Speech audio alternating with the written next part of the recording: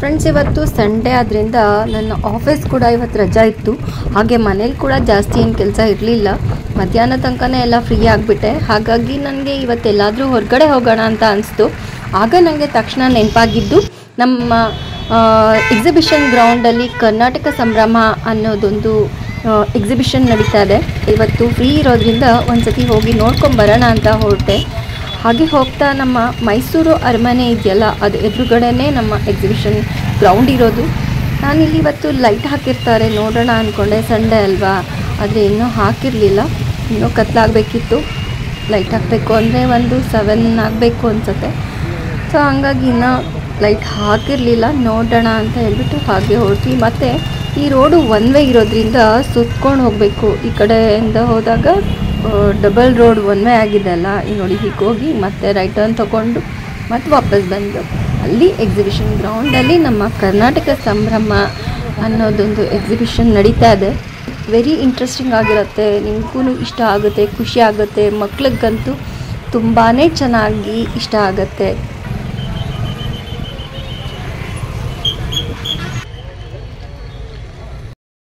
Friends, ನಾವು parking ಮಾಡಿ ಈಚೆ ಬರೋ ಅಷ್ಟರಲ್ಲಿ ನೋಡಿದರೆ ಪ್ಯಾಲೇಸ್ ಲೈಟ್ ಆನ್ ಆಗಿತ್ತು. ಯಪ್ಪ, ಇವತ್ತು ಮಿಸ್ ಆಗುತ್ತಲ್ಲಪ್ಪ, ಸಂಡೇ ಪ್ಯಾಲೇಸ್ ಲೈಟ್ ಆನ್ ಆಗಿರೋದು ನೋಡ್ಬೋದು ಅಂತ ಅಂದ್ಕೊಂಡಿದ್ದೆ. ಬಟ್ ಬರುವಾಗ ಆನ್ ಆಗಿರಲಿಲ್ಲ, ಬೇಜಾರಾಗಿತ್ತು. ನಾನು ಎಕ್ಸಿಬಿಷನ್ ಮುಗಿಸಿ ಈಚೆ ಬರೋ ಅಷ್ಟರಲ್ಲಿ ಮತ್ತೆ ಅದು ಲೈಟು ಆಫ್ ಆಗಿಬಿಟ್ಟಿರುತ್ತೆ. ನಾನು ಇವತ್ತು ನೋಡೋಕ್ಕಾಗಲ್ಲ ಅಂದ್ಕೊಂಡಿದ್ದೆ. ಬಟ್ ಪಾರ್ಕಿಂಗ್ ಮಾಡಿ ಈಚೆ ಬರೋ ಅಷ್ಟರಲ್ಲೇ ಲೈಟ್ ಆನ್ ಆಗಿತ್ತು. ಸೊ ಇವತ್ತು ಆ ಆಸೆನೂ ತೀರ್ತು. ಈಗ ನೆಕ್ಸ್ಟು ನಾವು ಎಕ್ಸಿಬಿಷನ್ ಗ್ರೌಂಡ್ ಒಳಗಡೆ ಹೋಗೋಣ ಬನ್ನಿ. ಅಲ್ಲಿ ಎಷ್ಟು ಏನೆಲ್ಲ ಇಟ್ಟಿದ್ದಾರೆ ಅನ್ನೋದನ್ನ ನೋಡೋಣ.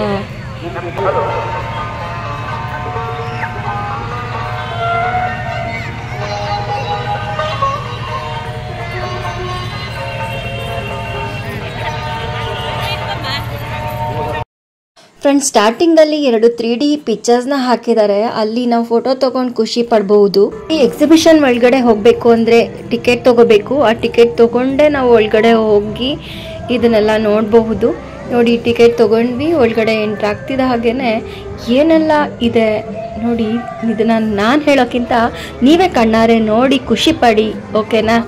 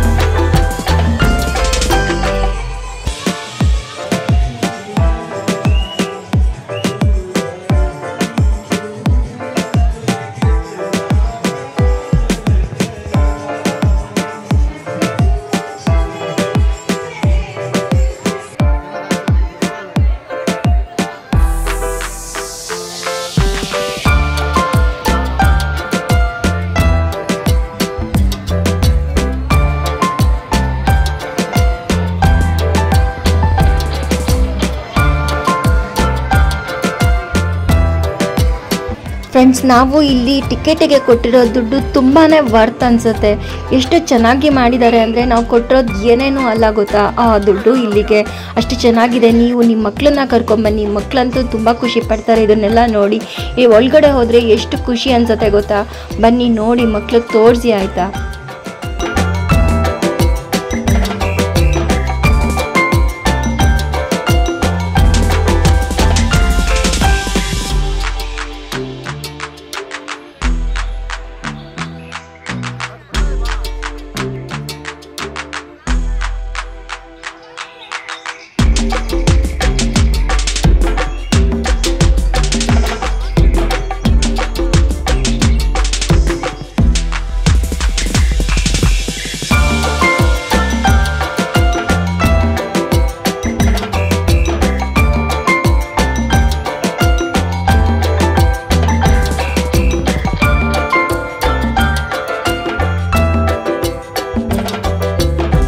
ಫ್ರೆಂಡ್ಸ್, ಇದಿಷ್ಟೇ ಅನ್ಕೋಬೇಡಿ, ಮುಂದೆ ನಾನು ಇನ್ನೂ ತೋರಿಸ್ತೀನಿ ಮಕ್ಕಳಿಗೆ ನೋಡೋ ಅಂಥದ್ದು.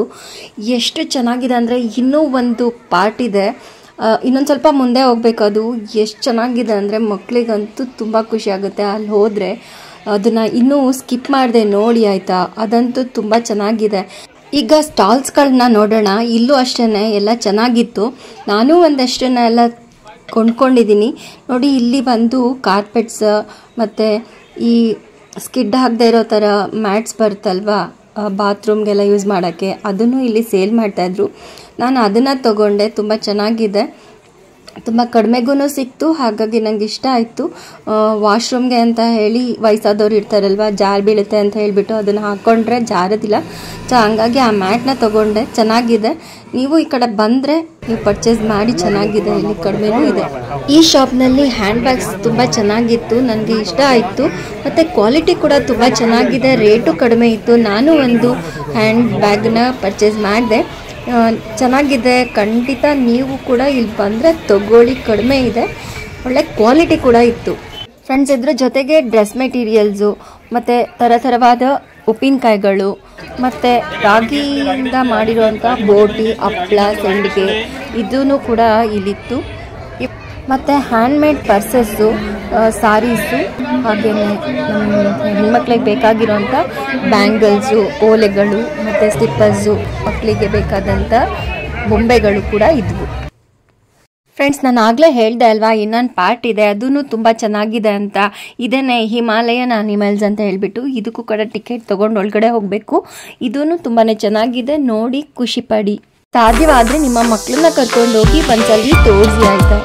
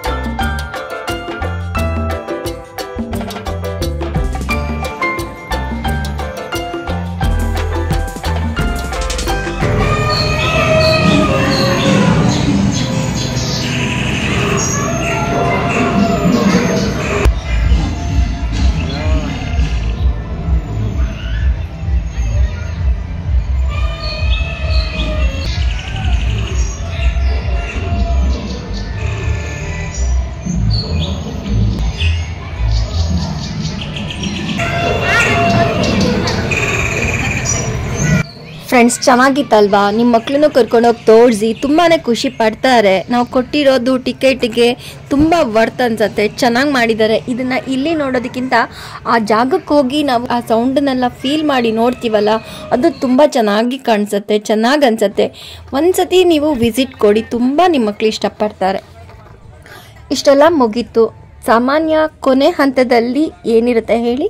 ಅದೇ ತಿಂಡಿ ತಿನಿಸುಗಳು, ಆಟಿಕೆಗಳು. ಇತ್ತೀಚೆಗಂತೂ ಏನೇನೋ ತಿಂಡಿ ತಿನಿಸುಗಳು ಬಂದ್ಬಿಟ್ಟಿದೆ ಅಪ್ಪ. ಅದು ಏನೇನು ಡಿಸೈನ್ ಮಾಡ್ತಾರೋ, ಅದು ಏನೇನು ತಿನಿಸುಗಳು ಸಿಗುತ್ತೋ ಯಪ್ಪ.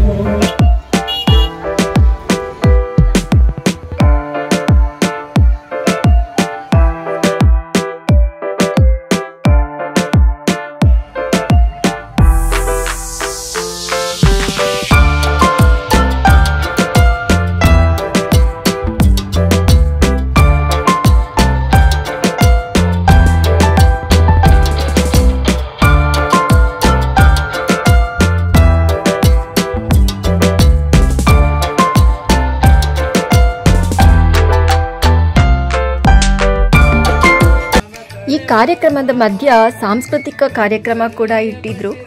ಫ್ರೆಂಡ್ಸ್, ಇಲ್ಲಿ ಈ ವಸ್ತು ಪ್ರದರ್ಶನ ಕೊನೆ ದಿನ ಸೆಪ್ಟೆಂಬರ್ 1 ಇರುತ್ತಂತೆ. ನೀವು 1ನೇ ತಾರೀಕುವರೆಗೂ ಹೋಗಿ ನೋಡ್ಕೊಂಡು ಬರ್ಬೋದು.